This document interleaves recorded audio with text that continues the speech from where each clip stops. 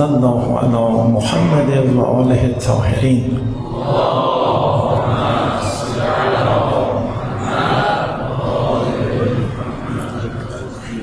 ما در جلسات گذشته که در بحث سلوک دینی بود باید یک تصویر مختصری پیدا می کردیم تا بعداً سلوک اجتماعی که مربوط به دین هست رو بررسی بکنیم.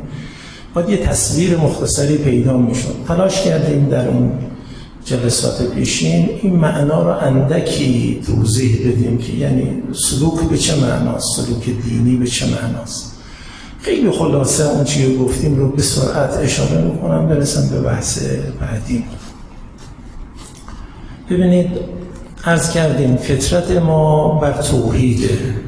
توضیح مفصل داریم به همین مقدار اکتفا میکنم چون میترسم دیگه خیلی وقت بیم. فطرت ما بر توحیده و از سوی مهمترین اندیشه دینی، پایه‌ای ترین اندیشه دینی هم توحیده. یعنی اون چرا که دین به ما معرفی میکنه مرکز ثقل همه اون چی که دین میگه خداست و توحید. این هم نکته دوم. و بعد عرض کردیم سرمایه فطری ما سرمایه مهم نیست در ما، باید این شکوفا بشه. از طرفی هم دین از ما همین معنا رو میخواد که باید ما این فطرت رو شکوفا کنیم، باید این توحید رو در خود پیاده کنیم. و بعد گفتیم این توحیدی که بخواید پیاده کنید باید چه چیزی روی بده. گفتیم اندیشه لقاء الهی، ملاقات پروردگار، دیدار حضرت حق و اندیشه تقرب به خداوند سبحان، به خدا نزدیک بشه. و اگر بگم تمام اون چی که دین گفته برای اینه که انسان رو بالاخره به این مسئله تقرب بکشانه، خلاف نگفت. یعنی اونی که دین از ما میخواد این تقرب که گاهی ما یاد گرفتیم تو نمازها مثلا 4 رکعت نماز ظهر میخونم قربتاً الالله میگه، ولی واقعیت همینه. تقرب در هر بحثی، تقرب به حضرت حق و تقرب هم واقعا پایه‌های بنیادیش رو اگر نگاه کنید خیلی ریشه داره و عمقش نگاه کنید این نیست که حتی ما تصویر داریم از تقرب. نمیگم این تقرب نیست، این مراحل اوله تقرب، ولی اصل اندیشه تقرب. خب تقرب به خدا باید پیدا کرد. این سرمایه هم که داریم، مهمترین اندیشه دینی هم که این هست. خب چجوری تقرب پیدا کنیم؟ گفتیم سلوک، یعنی راه سلوک. خب این سلوک چیه؟ سلوک دینی. تاکید میکنم سلوکی که ما اینجا میگیم از این حرفایی که بعضیا میزنن، نه، اون یه خود دین میگه، خود خدا و پیغمبر به ما توصیه میکنه، خودشون راه رو باز کردن. اصلا بهتون بگم غیری اصلا سلوک رو میگن سلوک، ولی سلوک واقعی نیست. به سمت خدا سلوک واقعی نیست. اونی که خدا خودش میگه راهه، بقیهش راه نیست. اصلش اینجوریه. مگر هر کسی هر مسئله رو گفته به اندازه که همین اندیشه های دینی و همین محتوا و مفاد دینی رو در خودش داشت، به همین اندازه سلوک هست. بعضیا از سلوک مثلا خارق عادات و نمیدونم من کاری بتونم بکنم و اینها رو نتیجه میگیرن. اینها نیست. سلوک همون تقرب به حضرت حق، پایه اصلش این. خب راهش چیه؟ گفتیم سلوک چی اساساً سلوک دینی؟ چند تا توضیح دادیم، به سرعت اشاره میکنم، قبلا گفتیم دیگه.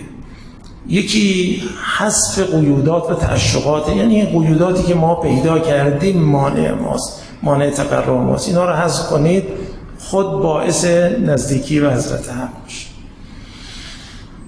یک تعبیر دیگر گفتیم ارتقای به سمت عمق و باطن. یه تعبیر دیگر که کردیم گفتیم اساساً معاملات قلبی است که انسان باید انجام بده و به حضرت حق برسه. بحث قلب و باطن و ارتقای باطنی، بحث قلب خیلی مهمه و در اندیشه دینی با اینکه خیلی ها شاید ابتداءً باش ارتباط برقرار نکنن، انقدر گفته شده، انقدر راه باز میکنه، بالاخره آدم رو به این ساحت میکشونه. یعنی انسان همیشه به قلبش باید نگاه کنه و توجه. این در کار دین هست، معاملات باطنی قلبی و از یک سو به فطرت اصلی خود رسیدن و عمق بخشیدن به فطرت، که این هم توضیح دادیم این تعریف رو. یک تعریف دیگه هم که کردیم گفتیم اساساً یک زیست مؤمنانه موحدانه است که یک نوع سیرورت وجودی انسانه در مسیر کمال، که کمال نهایی رو هم عرض کردیم جنت ذات و جنت صفات، یه اشاره کردیم ان شاء الله بعدا. خب اینا رو که عرض کردیم زیست مؤمنانه، تعابیر دینی که ما یاد میده گاهی ما رو میخواد به این دغدغه بکشه، یه تعابیر خاصی است. این رو عرض میکنم، سروران تقاضا دارم برن به آیات رجوع کنن، ببینن این تعبیر رو چجوری میتونن حل و فصل کنن. جاهای متعدد در قرآن صحبت رضوان الهی و ابتغاء رضوان الهی مطرح میشه. یعنی آدم باید در پی خوشنودی حضرت حق باشه. ادبیات رضوان که گفته میشه بیش از اندیشه بهشت. گاهی ما میگیم خب ما اعمال رو انجام میدیم، کارهایی که هست کارهای خیر انجام میدیم که نتیجهش بشه بهشت. بهشت خوبه، بهشت اصلا جایگاه اصلی انسان برای بهشت خلق شده، نه برای جهنم، مگر با دست خودش با خودش کار دیگری کن، و الا اصلش انسان برای این خلق شده.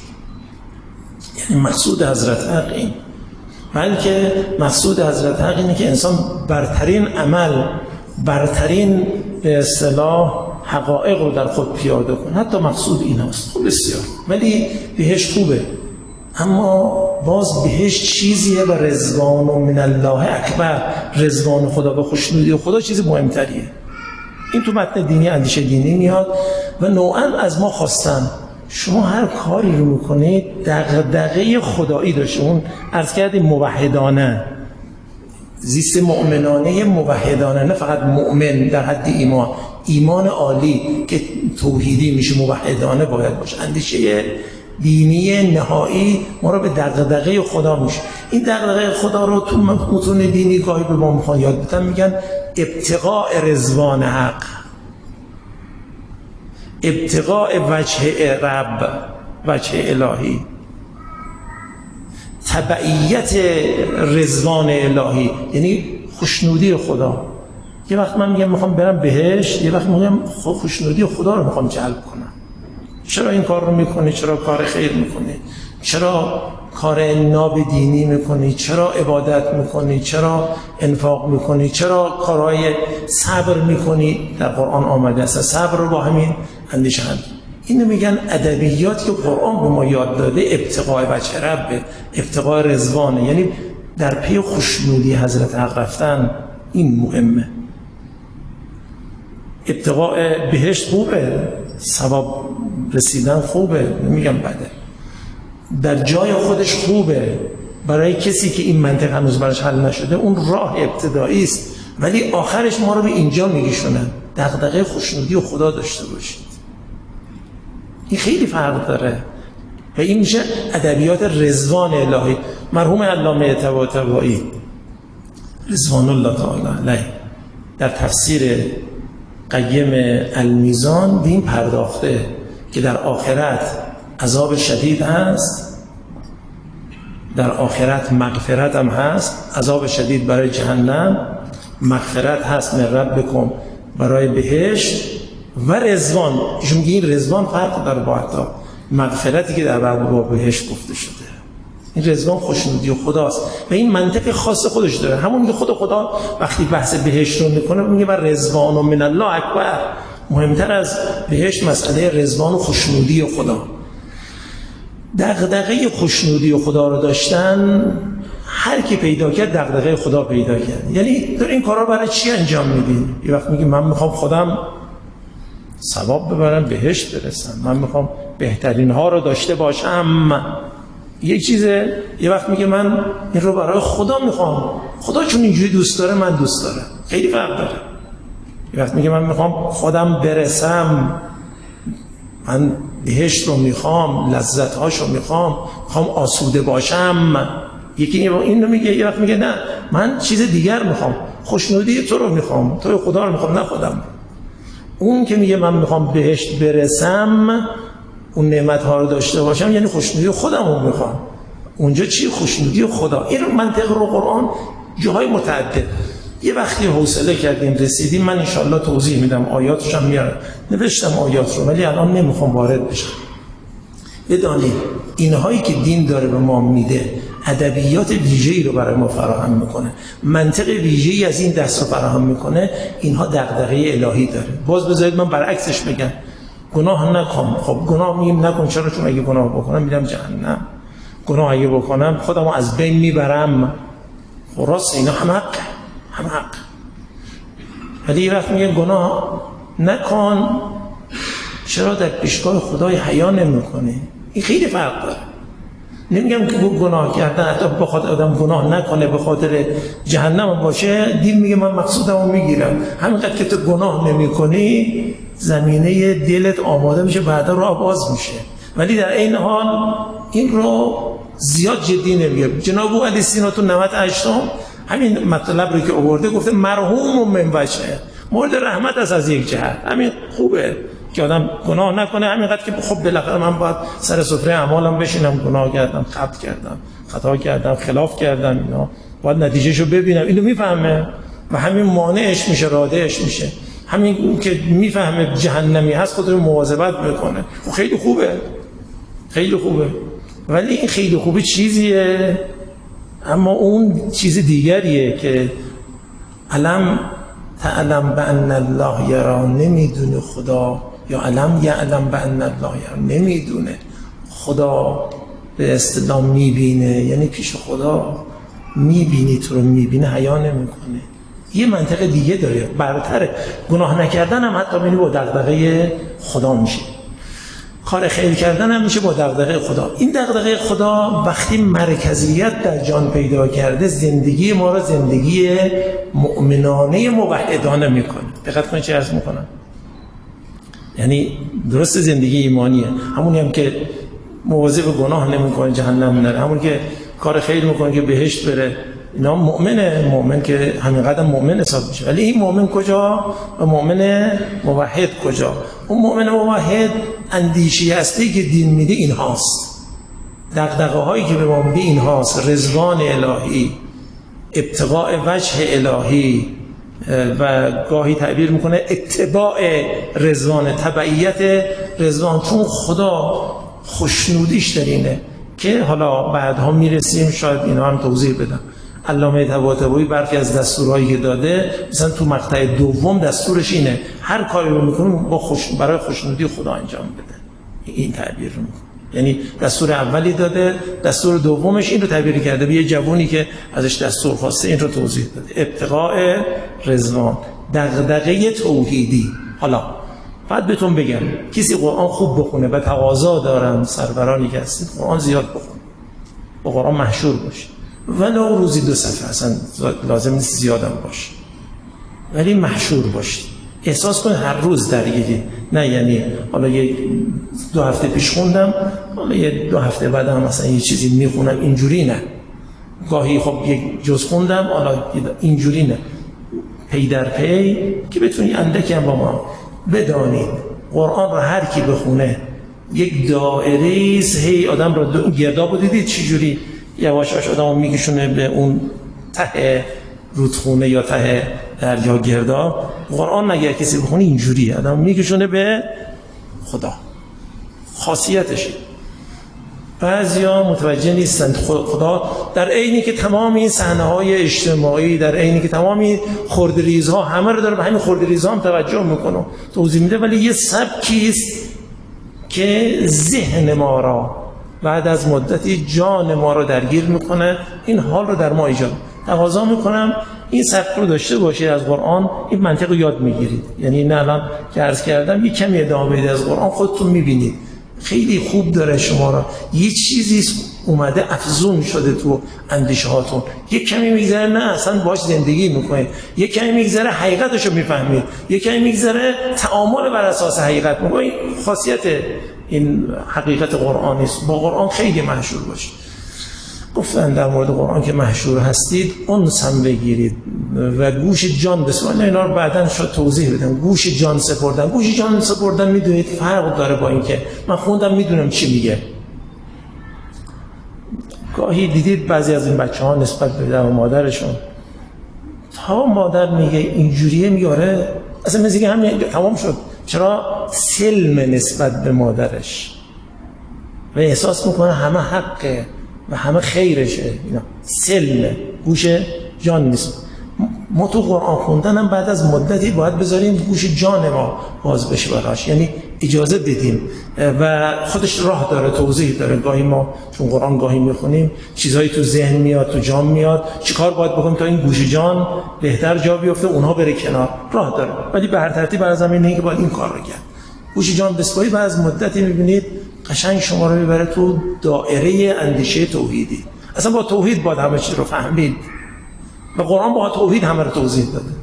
اصلا کمتر آیه است، کمتر جایی از قرآنی که شما ببینید مثلا اندیشه رو با توحید تمامه. کمتر میگم یعنی اصلا همش همین جوره. اگه کسی نگاه کنه، یکی از آقایون گفت اصلا کل قرآن رو همون توحید و لا غیر، نه یعنی نیست چیزی دیگر، ولی همه منطق توحیدی داره درش اشباع شده. این رو یادتون باشه پیگیری. خواستم چی بگم؟ زیست مؤمنانه موحدانه با دغدغه خداست. این دغدغه خدا را شما تو اندیشه دینی اگر نگاه کنیم تبدیل میشه به ابتغاء رضوان، دنبال رضوان الهی است. اینا رو باید از قرآن یاد بگیریم، ادامه بدیم، بعد از مدت خوشنودی خدا برای ما جدی بشه. و این راه داره برای خودش ان شاء الله توضیح. خب اینی که عرض کردیم الان تقریبا حال و هوای سلوک رو میفهمیم به چه معناست. من همینجا یاد کنم چون این ایامی است که ایام سالگرد ارتحال علامه ذوالفنون حضرت استاد حسن زاده آملی رحمت الله علیه هست. من یادیم ازشون بکنم. خداییش ایشون تو این زمینه خیلی بی‌نظیر بود، یعنی منطق توحیدی رو نشر میداد، با توحید زندگی میکرد. اونی که هست از سال 49 48 با اون وضعیت روحی نابی که پیدا کرد که اصلا شهود حضرت حق، اینها نوعا تو روال بیندگیش، روال دستوراتش، تمام اینها همین منطق اشاعه پیدا کرد و چیز عجیبی بود واقعش. ما فقط بدونید سر سفره قله های معنویت نشستیم. اینجوری نیست که جامعه دینی ما به شکل عادی پیش بره. خدا رحمت کنه مولا صدرا را.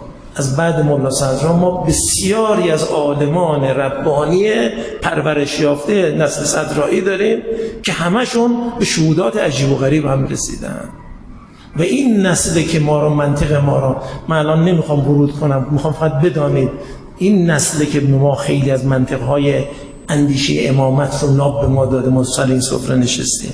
یادتون باشه این هست که به ما اندیشه دقیق اصلی رو داده. و این منطقه که خودش تبدیل کرد به انقلاب اسلامی، تبدیل کرد به حضرت امام رحمت الله علیه. اینا رو باید بدونید، اینجوری نیست. گمان نکنید حضرت امام یعنی همین شکلی دل بداهه شد. نه، خود حضرت امام هم گفته، وقتی ازشان پرسیدن همین توضیح رو داده. یادتون باشه سر این سفره‌های معنوی نشستیم، قله ها، و حضرت استاد حسن زاده واقعا از اون قله ها بود.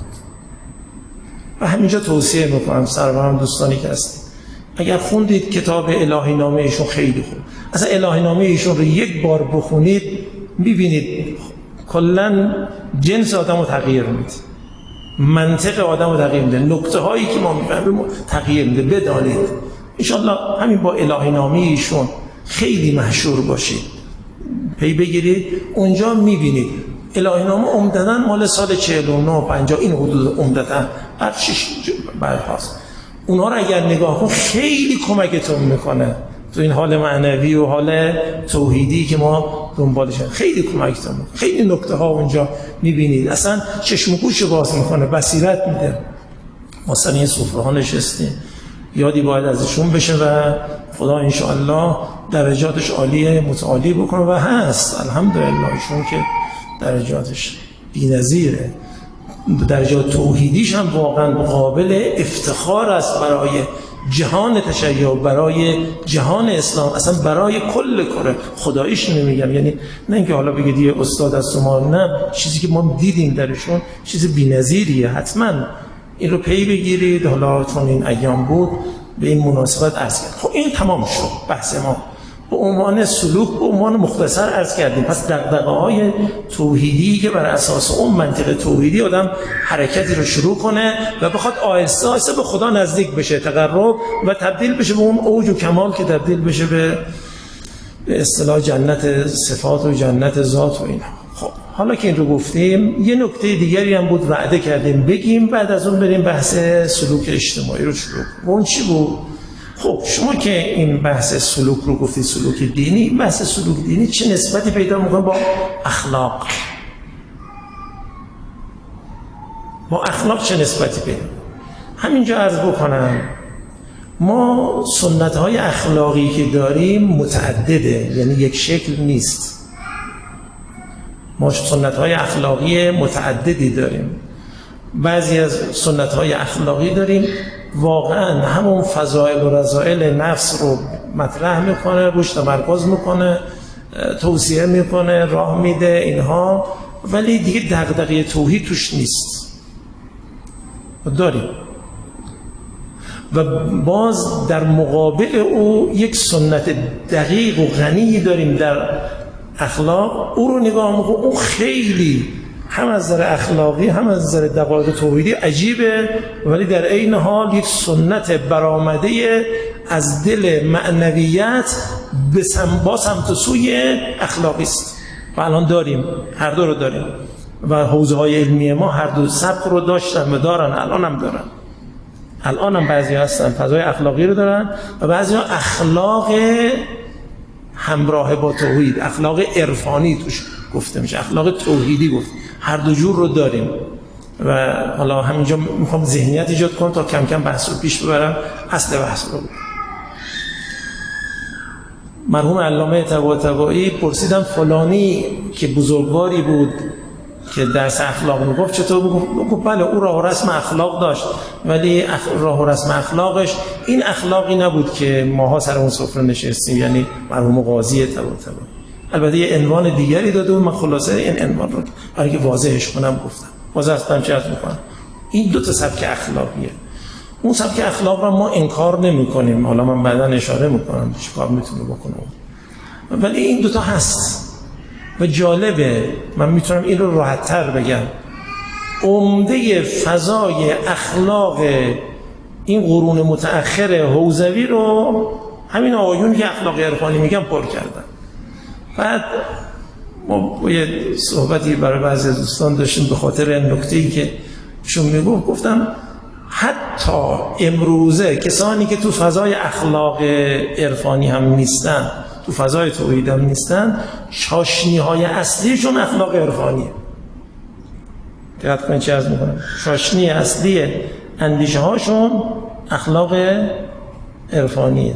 یعنی اون جاهایی که خیلی ناب در میاد از همین بحثایی است که آقایون عرفا راه انداختند، آقایون موحدین راه انداختن، اولیای الهی راه انداختن، عالمان ربانی راه انداختن. اصلش اینجوری. حالا اینو گفتم به عنوان پیش درآمد که یه ذهنیت پیدا بشه. خب حالا در مورد اخلاقی که ما اینجا مطرح میکنیم، ببینید اخلاق با مبانی که داره، با توضیحاتی که میده، با تبیین‌هایی که میکنه، با تحلیل‌هایی که میده، با نتایجی که میگیره، یک هویت اخلاقی پیدا میکنه. ما انواع تبیین‌ها رو داریم، حتی اگر شاید باور نکنیم ما اخلاق دنیوی هم داریم. یعنی کسی میگه آقا حسادت نداشته باش، چرا؟ حسادت داشته باش خودتو تباه میکنی، اعصابتو خیلی فشار میاد. خب اینم یک نوع توضیح این که حسادت نداشته باش، اما عملا داره به چی اشاره میکنه؟ به این که بالاخره به نفع تو دنیا نیست، به ضررته. اینجوری توضیح میده. خب این یک اخلاق دنیویه. ما حتی اخلاق دیگری دارم، من نمیخوام اسم ببرم دیگه، اخلاقای از این دست داریم. اینها یک نوع اخلاق، یعنی میخواد برخی از خلقیات، حالا بعضیا میگن خلقیات، میگن بعضیا رفتار، ولی به ما اصلش باید بگیم خلقیات. بعضی از خلقیات درونی انسان رو میخوان اصلاح کنن، درست کنن، اما از طریق چی؟ از طریق تبیین ها. هر کس تبیینی داره. ما دسته‌ای از تبیین ها داریم، تبیین اخروی ماست و اون خیلی غنیه در جای خودش، که مثلا تا اگر آمدی صبر کردی چه ثواب بر تو مترتب می شود. ثوابهای عجیب و غریب واقعا هم هست. مثلا صبر یکی از خاصیت‌هاش اینه که به غیر حساب داده میشه. بله این هست. و اون ثوابها رو مثلا خب این یک منطقی است. یا فلان خطای اخلاقی، گناهانی که پیدا میشه بر اساس او و ابد انسان رو خراب میکنه، جهنمی میشه، اینا رو میگن. اینم یک اخلاق. من این رو اسمش رو اخلاق اخروی، این بد نیست، دینم بهش اشاره میکنه، هم میذاره، این واقعیتی است، در حقیقت جان ما هم هست، تحلیل هم داره، توضیح هم داره، ولی این کار رو میکنه، اونم خوبه، اونم کار خوبی میکنه در حد خودش. ولی خب یک نوع اخلاقه. ما یه اخلاقی داریم همه چیز رو با خدا میبنده و حلش میکنه، یا به نحوی به دغدغه توحیدی میگشون، اون رو ما میگیم اخلاق ناب عرفانی. من بذار یک مثالی عرض کنم. قرآن دیدید بشر الصابرین رو کجا گفته؟ در مورد اونجایی که مصیبه، الذین اذا اصابتهم مصیبه قالوا انا لله و انا الیه راجعون. صبر چه ربطی به انا لله؟ ربطش واضحه، میخوام فضا رو روشن کنم. چه ربطی داره به انا لله و انا الیه راجعون؟ چیه با انا لله و انا الیه راجعون؟ خداوند داره اینجا اون نوع عالی صبر توحیدی رو درست میکنه، و صبر هم درست میکنه، و صبر رو به عمق درست میکنه، صبری که توش گداختم انسان نمیشه. نه یعنی آدم گاهی صبر میکنه گداخته میشه، در درون میسوزه ولی صبر میکنه، گداختم نمیشه، حلش میکنه، بلکه آرامش میکنه، بلکه اصلا بالکل رفعش میکنه مشکل رو. این تو قرآن هست. این سبک چیه؟ یه سبک خاصی است در قرآن. این سبک رو ما اگه بخوام بگیم اخلاق توحیدی، یادتون باشه یه بحث تربیت توحیدی است، یه بحث اخلاق توحیدی. هر دوتا در قرآن عجیب، اصل محور اینه در قرآن. بنده اگه بخوام این اخلاق عرفانی رو بگم، میگم اخلاق بندگی، اخلاق عرفانی، اخلاق بندگی، اخلاق توحیدی. بنده اگر نسبت به خداش بخواد حقیقتاً با یه خدای حقیقی روبرو بشه، و برخی از اندیشه‌های اندکی که ما در مورد خدا داریم، نه حقایق ناب توحیدی که تو قرآن آمده باش زندگی کنه، اصلا زیر و روش میکنه، اصلا اینجوری نیست، اصلا این سبک نمیشه. چیکارش میکنه؟ بنده محض میکنه. همین عرض کردم گناه اگر نمیکنه حیای از خدا داره میکنه. اگر کار خیری میکنه، اگر منطق درستی داره، همه رو با خدا میبندن. حالا این تعبیر رو حتما شنیدید، میگم وقتی داری انفاق میکنی، جود و سخاوت از خودت نشون میدی، جوری جود و سخاوت داشته باش که با این دست میدی این دست متوجه نشه، فقط خدا بدانه. خود چیکار کنه؟ خدای خالص فقط برای تو دارم انجام میده. داره چیکار میکنه؟ داره یک نوع جود و سخاوت توحیدی رو براش راه میده. بعد از یه مدت اینجوری میگه چرا من جواد نباشم که خدا جواده؟ خب من خدا رو دوست دارم، خلق خدا رو هم دوست دارم، خدا اینجوریه، چرا من نباشم؟ حالا میخواید تجربه کنید، یه مقدار برخی از این اسماء حسنا الهی رو زیاد بگید، یادآور بشید، ذکر بگید، تو جانتون بیارید، بعض مدتی میگه خودتون هم دوست دارید همینجوری باشید. یعنی یاد خدا افتادن با اسماء حسنا. من دیدم بعضی‌ها رو این رحمان رحیم رو زیاد که گفتن سبکشون تغییر کرده در مهربانی با مردم. مهربانه اما مهربانیش یه جور دیگه است، همش هم خدایی. خب این یک نوع اخلاقه. اینو ما میگیم اخلاق عرفانی، اخلاق توحیدی. اگر دقیق بخوام بگم اخلاق بندگی است، با مبانی خاص خودش، با تحلیل‌های توحیدی خاص خودش، که خودش یک باب واسعی است.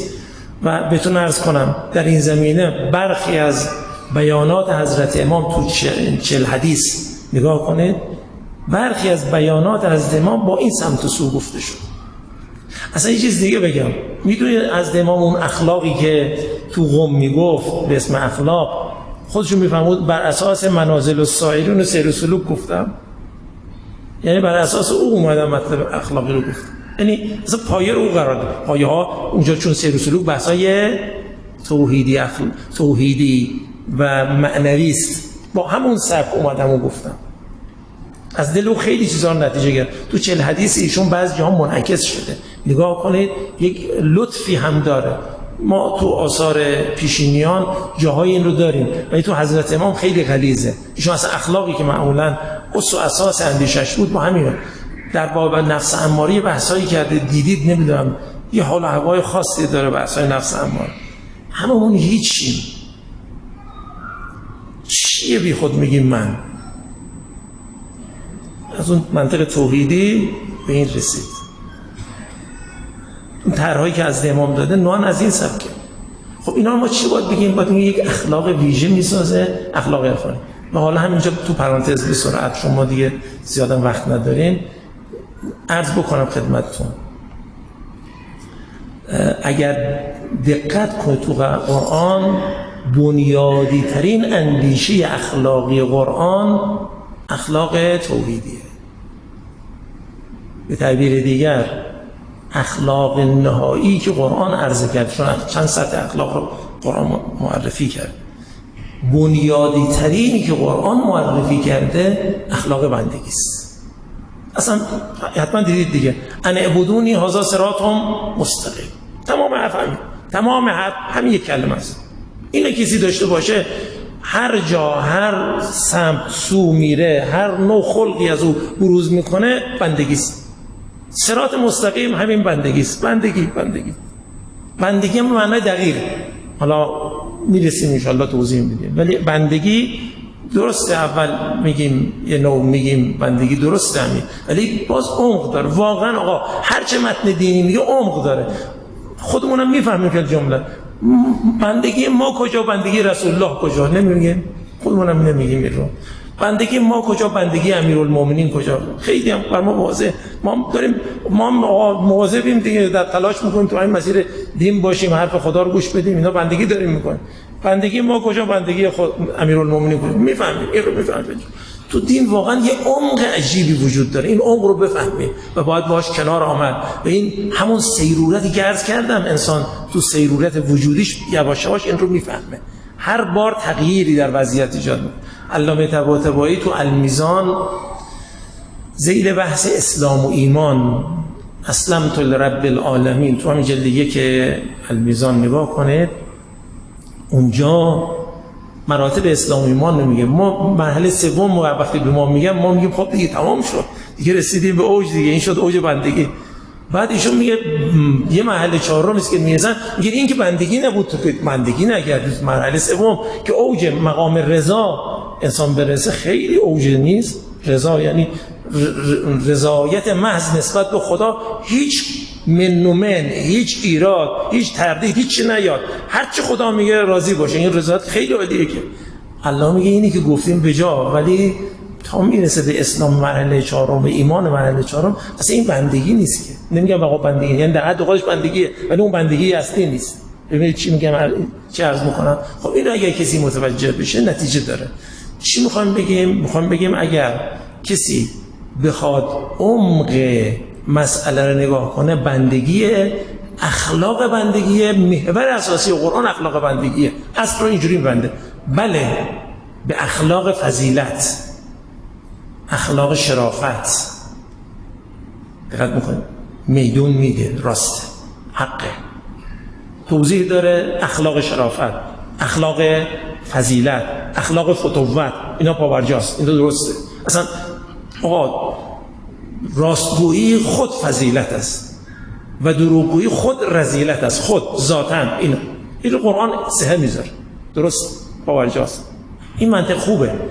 قرآن اتفاقا میگه حتی اگر کسی این مرحله اخلاق، یعنی نه اخلاق بندگی را، اخلاق فضیلت، اخلاق به اصطلاح شرافت، شریف است این عمل، اون به اصطلاح پست و وضیع است اون عمل، این رو کسی انجام بده، اتفاقا هم قرآن، هم اولیای دین، هم اونهایی که صاحبان کار سلوکن، خودشون میگن این زمین ساز توحیده. یعنی اگر اصلا فقط همینقدر دلم بسوزه، نه حتی بگم چون خدا مهربانه من مهربانم دلم میسوزه، نه، حتی دلم بسوزه برای کسی و به حقیقت بسوزه و این دلسوزی باعث شد من اومدم انفاقی کردم، من اومدم خدمتی کردم، این کار این خود آیون میگن زمینه صفای فطری است. زمینه صفای فطری زمینه است برای سلوک، اون پاورجاست، کسی انکار نمیکنه. یعنی میخوام اخلاق فضیلت رو انکار نمیکنم، تو قرآن هست، ولی نوع عالی اخلاقی که قرآن میگه اخلاق بندگی است، اخلاق توحیدی است، اخلاق عرفانی است، اخلاق با دغدغه‌های توحیدی است. این اخلاق. و اگر این رو نوع عالی گرفتید، حالا سلوک چه ربطی با این پیدا میکنه؟ اصلا سلوک در واقع همین اخلاق رو در تمام زندگی جاری میکنه برای تقرب. این اخلاقی رو که عرض کردم اخلاق بندگی است، این اخلاق توحیدی، این اخلاق عرفانی، این اخلاق رو سلوک داره چیکار میکنه؟ سلوک در واقع گسترشه این اندیشه است تو همه جا برای خدا و دغدغه خدا. یعنی در واقع این در سلوک قرار میگیره، هم اخلاق است هم سلوک است. و جالبه همین باعث شده در سنت حوزوی ما از غازی نگاه کنید به عنوان بزرگترین معلم اخلاق یاد میکنه، از خیلی از این بزرگان، خیلی از این بزرگ اصلا اینا رو میگن جواسیس القلوب، دلها رو خشن خبر دارن چه خبره و چاره رو میدونن چیکار کنن، هم چاره رو میدونن و هم به عمقم میکشونن و هم با یک کلمه گاهی تحولای عجیب و غریب هم ایجاد میکنن. این چیه؟ اینو میگن اون چیزی که تو سنت حوزوی میگن اون اخلاق معنوی، اخلاق توحیدی، اخلاق عرفانی. نوع این آیونی که در سلوکن مثل قاضی، حالا حضرت امام هم نگاه کنید، این چاشنی اصلا تو کار حضرت امام همیشه هست، تو کار خیلی از بزرگان، از استاد حسن زاده رحمت الله علیه خیلی اثرگذاره، در عین حال اخلاقه ولی در عین حال سلوک. لذا من میتونم بگم یک اخلاق پویای بنیادی قرآنه. این سلوکی که میگیم یک نوع اخلاق پویا یعنی همینجور در سیرورت دم به دم داره اینو میبره جلو و هر جا هم میرسه. باز فقط بهتون بگم جود ما دیدیم، جواد دیدیم، ولی بعضی ما میگیم این جود کجا اون جود کجا و همینجور میره جلو. آیون تو بحثای سلوک توضیح میدن هر خلقی رو در خود پیاده کنه یه تتمه‌ای داره، باید بالاتر بری حلش کن. تتمه این تتمه واقعا هست، یعنی هی میری جلو میبینی باز نه دست خورد، باز رفت جلوتر. دقت میکنه. خب من به همین مقدار اکتفا کنم، ظاهرا وقت دیگه به پایان رسید، اینجوری نگاه میکنم وقت به پایان رسید. چی میخواستم بگم؟ این سلوک چه ربطی به اخلاق داره؟ بابا سر تا پاش اخلاقه، اخلاق نهایی و بنیادی قرآنیه و پویا هم هست، دم به دم هم جلو میبره. من فقط جود اجرا کردم تمام شد نیست، باید ادامه بدی، بری جلو و بعد آخرش باید به یک چیز تبدیل بشه که من تعبیر میکنم باشه برای بعد، یعنی الان دیگه نه بعدا، تخلق الهی پیدا کنی، متصف به اوصاف الهی بشی، خلق الهی در تو پیاده بشه. خلق الهی ما میگیم این همین که جودی که ایجاد کردی، اسم جواد حق رو در خود پیاده، ولی تا تبدیل بشه به چی؟ عبدالجواد، به اون معنای حقیقی برسه، اونجا میبینید اصلا شکل دیگه است. این مال اون نیست، مال خداست، در اوست، مال من نیست. جود این گونه که آمد در من مال من نیست، مال خداست در من آمده. این اگر کسی برسه اصلا میبینید یه چیز دیگری در اومد، اوجی همین اخلاق عرفانی و همین سلوک تبدیل میشه به خلقهای نهایی الهی که واقعا باید بگیم حقانی در اوست، مال خودش هم نیست، مال خداست که در او افتاده. چرا؟ زیاد با خدا نشسته، اثر کرده. همون گونه که ما گاهی با هر کی میشینیم خلق او رو میگیریم، با خدا زیاد بشینید اثرش رو میبینید. به همین مقدار اکتفا میکنم و السلام علیکم و رحمت الله و برکاته.